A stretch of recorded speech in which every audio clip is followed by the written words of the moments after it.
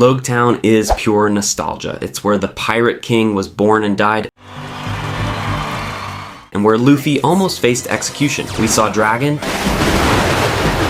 Zoro bought his legendary swords, Sanji won his dream fish, and Usopp beat the East Blue's best sniper. Let's begin. While the Straw Hats were sailing toward Loguetown, a news coup bird came flying and delivered a newspaper to Nami. She grabbed it like always, but this time she got angry because they raised the price of the paper. Don't you think? Raise your prices again and I'll stop paying. Then Usopp asked her why she's still saving money now. She doesn't have to buy her village back from Arlong anymore. But Nami said she wants to save it for herself now. She wants to spend it on her dresses. I'm saving money for me now. Jeez. I'm not gonna be one of those poor pirates who can't even afford to dress up. Actually, that side of Nami is so charming. I really love her characters back then. While you can see Usopp was making his special Tabasco star, he was fully focused on it, but suddenly Luffy just fell straight on him out of nowhere. Come on, I just want one of them! No! Actually, Luffy just wanted to eat Nami's tangerines. But Sanji, the true knight of Nami, was protecting those trees from their own captain. And honestly, that was a very good try by Sanji, because how can you even protect food from Luffy? That's a really big task. I won't let anyone lay a finger on it! Nami, can you see how well I'm protecting your trees? Yes, you're doing very well. Well, Sanji's getting used, that poor bastard. While in this episode, Luffy gets his first bounty, and that is 30 million berries. That moment was huge, and it also makes Loguetown a key arc in the story. But trust me, this arc is pure gold from start to end. Also a funny moment to mention is when Kaya saw Luffy's bounty poster. They even found Usopp in the poster too, but he was facing the other way. That small detail was so funny, and honestly, those little things are what make us love One Piece even more.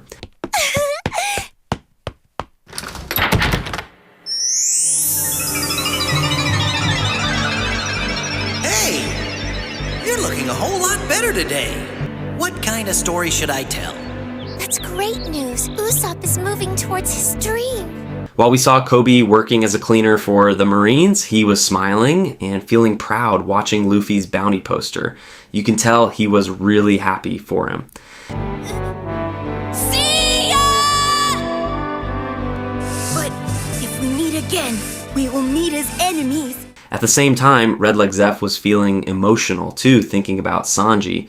Honestly, after knowing about Sanji's past as a Germa prince with such a sad childhood, Zeph's moment hits even harder. Thanks, you geezer! I'll never forget your kindness! But hold on, everyone is feeling proud and emotional, and the actual man, Luffy, is just laughing like a villain, showing off his bounty poster. I never really saw Luffy flexing his bounty like that, but here we are. Wanted, dead or alive. 30 million berries? That's a whole lot of berries! Check it out! And meanwhile, Sanji was burning with jealousy because at least Usopp was in the background of the poster, but he wasn't even there. Oh, girls might even fall for me! What? They put Longnose in but left me out? Where are you? I don't see you anywhere. You're not there. Uh-huh. The Straw Hats run into that Marine guy, full body. He's all acting tough and ready to capture Luffy. For you, Monkey D. Luffy, you're under arrest! But Zoro steps up like a boss to handle it. Zoro literally cuts a cannonball in half.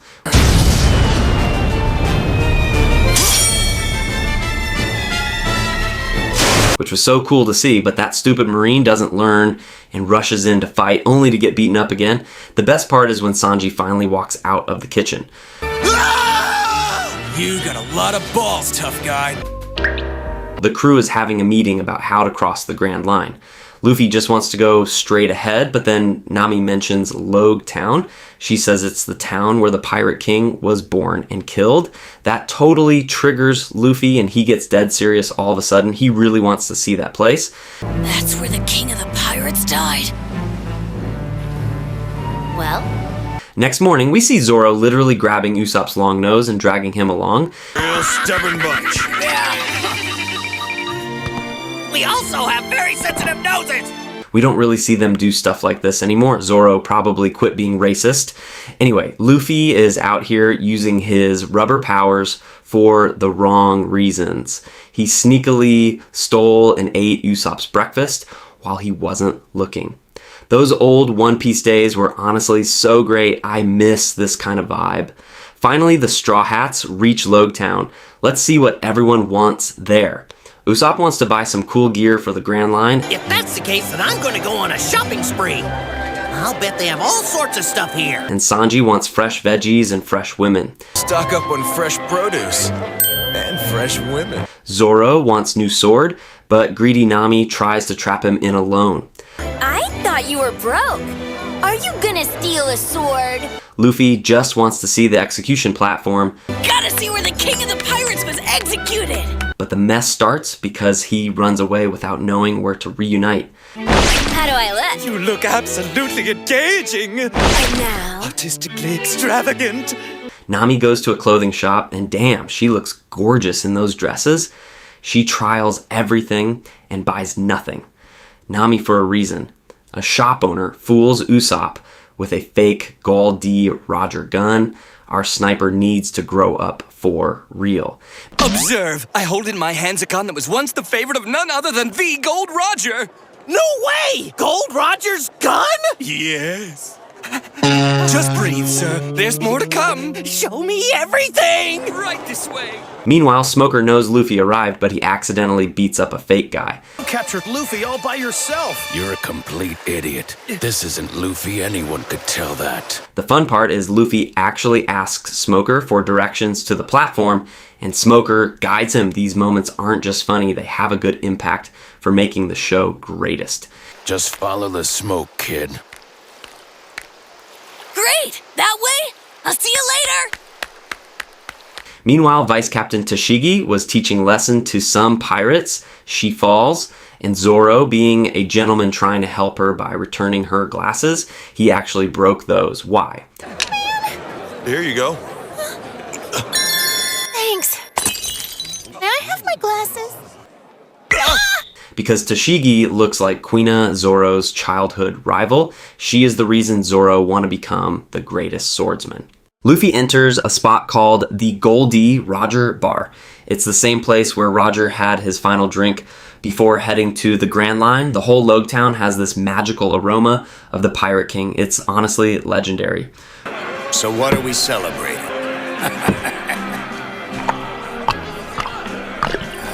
It's more of a farewell. I'm traveling to the Grand Line tomorrow morning. I can't wait to see what it holds in store.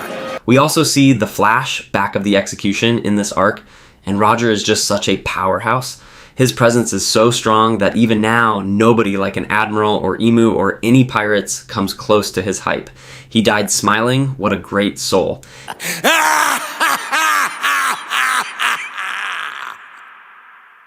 Meanwhile, Zoro accidentally breaks Tashigi's glasses and she is totally raging. She drags him to the marine base and forces him to work as a cleaner for payback.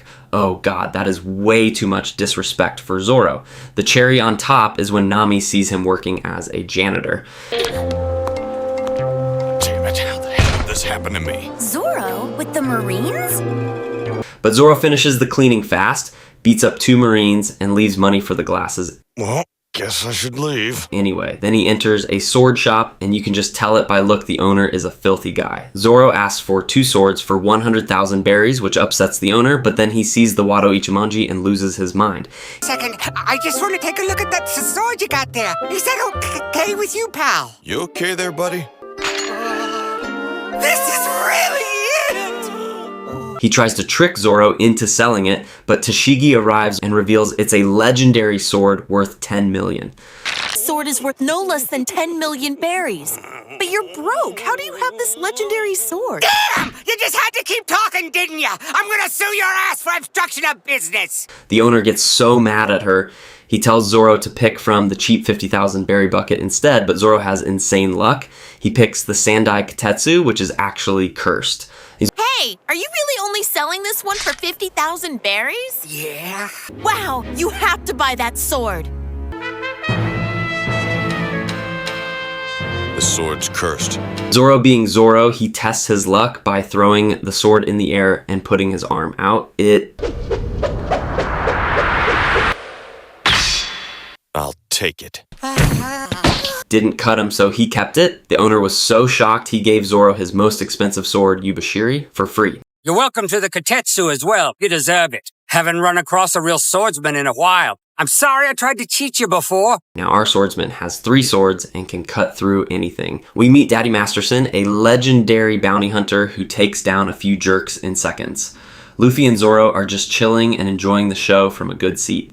But things get messy when Usopp tries to bargain with Daddy's daughter for some goggles. Unlucky Usopp tries to act way too smart and ends up locked in a duel with Daddy.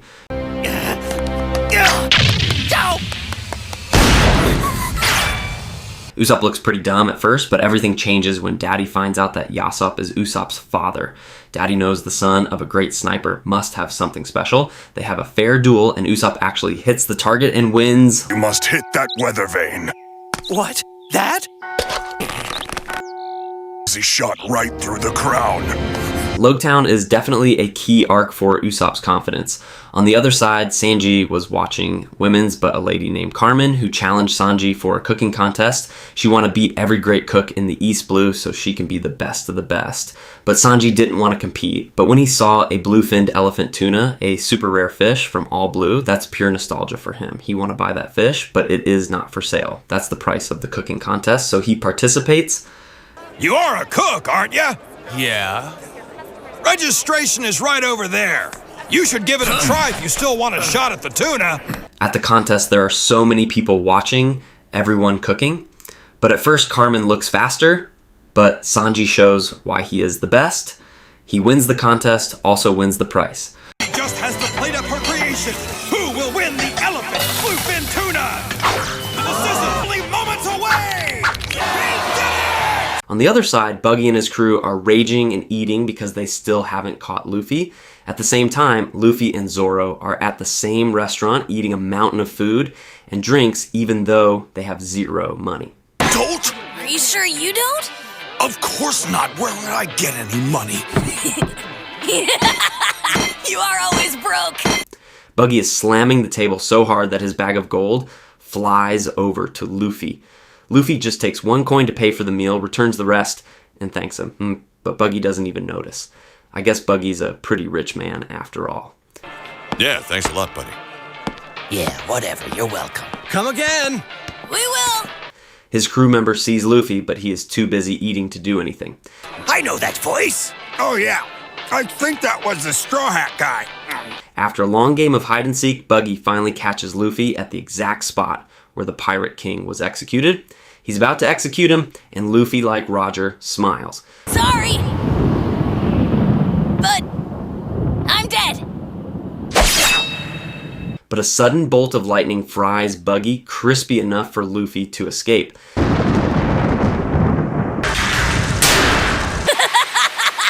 The crazy thing is that the thunder actually came from Luffy's dad, Monkey D. Dragon, who stepped in to save his kid. The Straw Hats run for the ship, but Tashigi stops them to fight Zoro. The fun part is Sanji. He starts simping on her and wants Zoro to surrender just because she's a girl.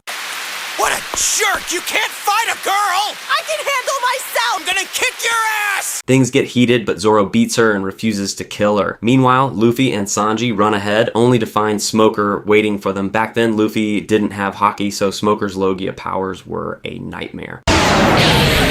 Okay. Luffy is having a bad time, but right when Smoker is about to finish him, Monkey D. Dragon appears again to save his son once more. The world is still waiting for our answer. Nami's already sailing the ship and waiting for the guys to jump on. Luffy uses his rubber powers to grab everyone and launch them onto the deck. Before the arc ends, Dragon says something that confirms he definitely has a connection to that monkey kid. It is not our place to come between that man and his chosen path, Smoker. Now the Straw Hats are entering the Grand Line, and it's going to be epic. Honestly, for me, this small arc is better than many others in One Piece. Hey guys, this is Straw Hat Nokib. Make sure to hit that subscribe button so you can always get videos like this.